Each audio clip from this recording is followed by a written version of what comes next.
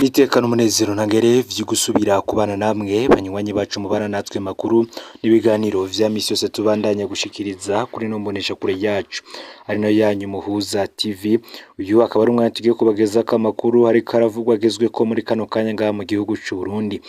Namakuru tuzogaruka hanini kuyaza kuyariko aravugwa hanini mu gisata ca politike yoba hagati y'igihugu c'u Rwanda, Uburundi ndetse n'igihugu ca Republika Iharanira Intwaro Rusangi ya Kongo. Ni mu gihe mu mwanya uheze Perezida Salva Kiir wa Sudani y'Epfo ahejeje gushika ngaha mu gihugu c'u Burundi, akaba kandi ahejeje kubana n'umukuru w'igihugu nyenicubahiro Varisito Ndayishimiye, akaba ari i Bujumbura nyuma kubonana na mugenzi we w'u Burundi Varisito Ndayishimiye avuye i Kigali mu Rwanda, akaba naho yabonanye na Perezida Paul Kagame. Bikaba bitegekanijwe ko kandi acaja i Kinshasa muri Republika Iharanira Intwaro Rusangi ya Kongo. N'ubundi ni kuri ca kibazo kirabana no kutumvikana kw'ibihugu bihurikiye mu karere ka Afrika y'ubuseruko. Ikibazo gihari hagati y'igihugu avuyemwo c'u Rwanda ndetse n'igihugu c'u Burundi ni yugarwa ry'imbibe ndetse no kutumvikana kwa zimwe mu ndongozi zikomeye cyane muri iki gihugu. Ni mu gihe kandi hari ku ruhande rw'u Burundi bagiriza u Rwanda kwigisha no guha uburyo umugwi Tabara. Ivyo bikaba vyaratangajwe mu kwezi kwa Kigarama. Kimwe mu kintu abenegihugu bo ku mpande zompi bipfuza ni yugururwa ry'imipaka yugawe bikozwe na leta y'u Burundi, kuko ku ruhande rw'u Rwanda bo bavuga ko atambibe bigeze bugara nk'ivyatangajwe na leta y'u Burundi. Bamwe bakanavuga ko ikicoba kiri mu kibazo Perezida Salva Kiir aza kuganiraho na Perezida Varisito Ndayishimiye kukurabira hamwe ingene mubano w'ibi bihugu vyo mibonagurwa nk'uko mbere vyari vyatangwaho Perezida Varisito Ndayishimiye n'ubundi ari umwe mu bagize uruhara cane mu yugururwa ry'imbibe ibihugu vyompi bihana. Kuri ubu muri iki gihe akaba ari warongoye ishiramwe ry'ibihugu vya Afrika y'ubuseruko EAC. Salva Kiir n'ubundi yasubiriye Perezida Varisito Ndayishimiye mu kuva mu kwezi kwa Munyonyo mu mwaka uheze. Igihe yashika i Bujumbura yakiriwe n'umushikiranganje w'u Burundi ajejwe ibibazo vya EAC Gervais Abayeho. Salva Kiir nta na kimwe yavuze imbere y'abamenyesha makuru. Ako kanya yaciye yerekeza ku kirimba ca mugenzi we Varisito Ndayishimiye. Ivyo aba bategetsi baja kuganira bikaba bitatangajwe icese. Ngariko kuba avuye i Kigali agaca i Bujumbura akaba agiye kwerekeza i Kinshasa, kimugenzi umuntu arashobora kucibaza.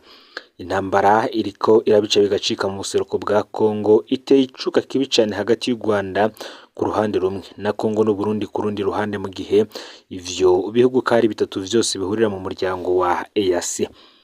Kongo yagiriza u Rwanda ko rwayiteye rwihishe inyuma y'umugwi M23, ivyo u Rwanda rudasiba guhakana. U Rwanda narwo rwagiriza Kongo gukorana n'umuhari FDLR urwanya ico gihugu. U Rwanda rukanavuga ko Kongo yongereje ibikorwa vy'intambara mu karere bihana urubibe hakoreshejwe indege za gisirikare zitagira abadereva, ivyatumye u Rwanda narwo rukomeza uburyo bwarwo bwo kwivuna ibitero vyo mu kirere nk'uko ubushikiranganje bw'ico gihugu bujejwe imigenderanire buherutse kubisigura mu itangazo. Leta zunze ubumwe za Amerika zirutse gusaba u Rwanda kuvana ku butaka bwa Kongo ibisasu vyo kurasa indege. Bamwe bati ese Salva Kiir hari gishasha yoba azanye?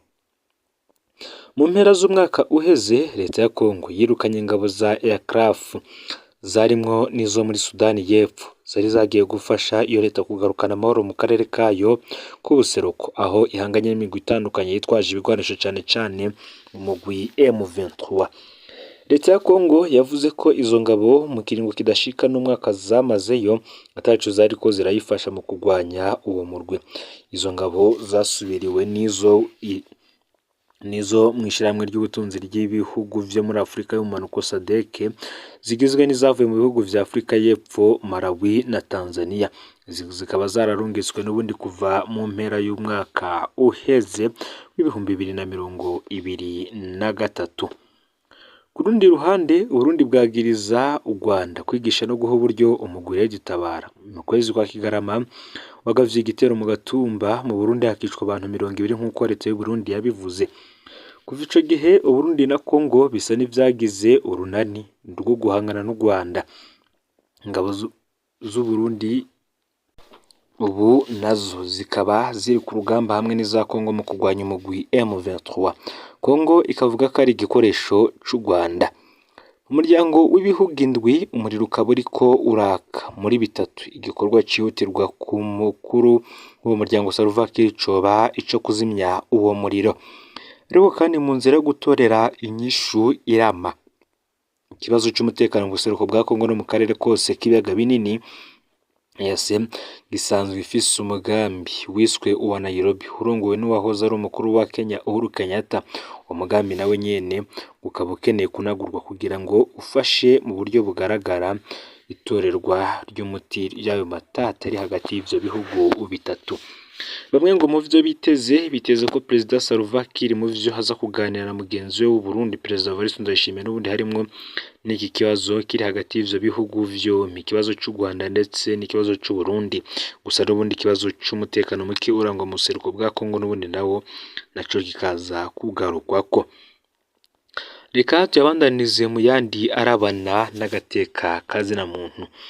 Urupfu rubaje cyane rw'umunyagihugu muri komine Mbuye y'intara ya Muramvya.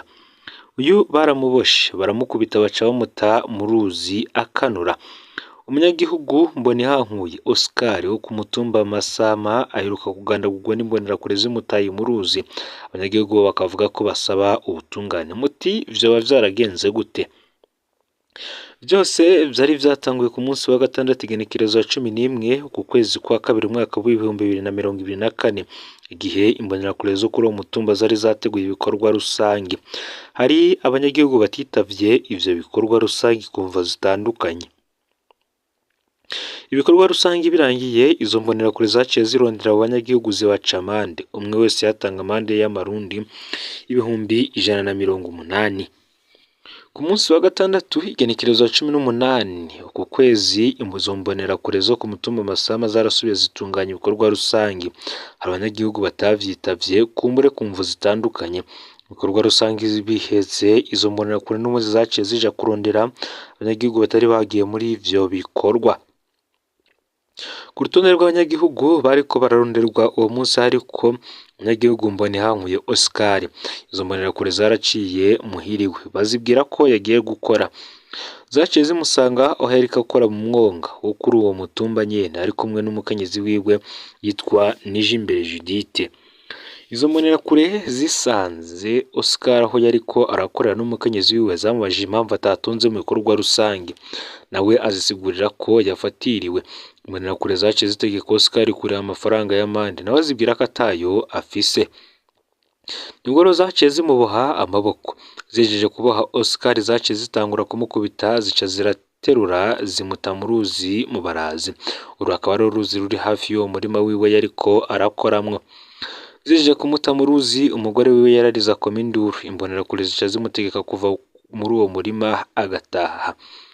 Nyuma y'urwo rupfu abanyagihugu baritwaye kubatwara. Imbonerakure zitanu zabikoze arizo Ndayizeye Eric, Eraste Batazira Rasta, Aimable Thierry ndetse n'imbonerakure izwi ku izina rya Wariraye zarafashwe zifungirwa mu gasho ka komine Mbuye guhera kuwa mbere, ariko nta rubanza ziracibwa bivugwa ko zishobora no kunarekurwa.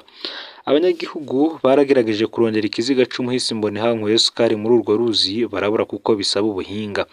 Batelefonye mu musitanteri wa komine Mbuye Ndayisasirire Everine kugira komine bafashe kurondera ikiziga, aca abakarira ko abakupirako telefone. Bagiye kumuraba muri komine naho ntiyigera bakira. Abanyagihugu kandi baragerageje guhamagara umunyamabanga ntayigayizwa wa komine Mbuye n'Ikunda Payi kugira abafashe kuri ico kibazo, ariko nawe nyene aca abakupirako. Umubabaro ukaba ari mwinshi muri abo banyagihugu bo ku mutumba Masama. Abo banyagihugu basaba ko uburongozi bw'iyo komine bwopfuma bafasha kurondera ico kiziga kugira ngo bapfubane wabiteka. Barasaba kandi umukuru w'igihugu Evariste Ndayishimiye kuri ico kibazo kuko habuze uburyo canke se ubuhinga bwo kurondera ikiziga muri urwo ruzi. Tumenyesha ko kandi umuhisi Mbonihankuye Oscar yari yubatse n'umukenyezi Nijimbere Judith bari bafise abana 6. Abanyagihugu ngo ntibabona uko azosigararira abo bana wenyine, babandanya gusaba umukuru w'igihugu gufasha kugira ubutungane bukore. ngayo rero amakuru yaragezwe ko muri kano kanya fyonde subscribe canke sabone niba utari wafyina ko kugira ngo tujikanwa nayo dushikiriza usangiza n'amakuru bagenzi bawe kandi aho baherereye hose kugira ngo nabo batoja bacikanwa nayo biriko biravugwa bigezwe ko ngaha mu gihugu c'u Burundi hanze y'imbibe z'igihugu c'u Burundi ndetse no makungu ya kure no Muhoza TV Imana ibahezagire.